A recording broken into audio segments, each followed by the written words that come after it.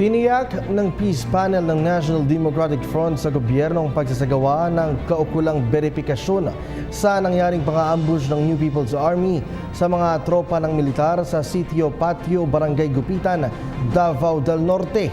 Ayon kay Government Peace Panel Chair at Labor Secretary Silvestre Bello III, kinumpronta niya ang miyembro ng NDF panel na si Fidel Agcawili tungkol dito.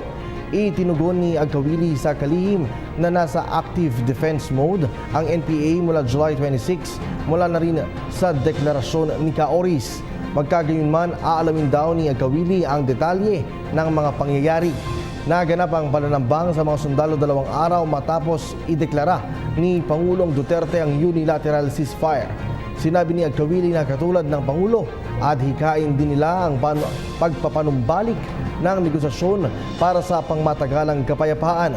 Kasabay nito, umapila si Secretary Bello sa CBP, NPA, NDF na magkaroon na rin ng deklarasyon ng ceasefire para matigil ng karahasan at maprotektahan ang mga komunidad na naiipit sa kaguluhan. Ayon rin kay Bello, sisimulan na muli ang formal peace talks ng gobyerno at CBP, NPA, NDF mula Agosto 20 hanggang 27 sa Oslo, Norway. Ang gagawing kaparehong ceasefire ng NDF anya ay makakatulong sa confidence building ng prosesong pangkapayapaan. Ako po si Cathy San Gabriel. Subscribe na sa PTV YouTube channel. I-click lang po ang subscribe button.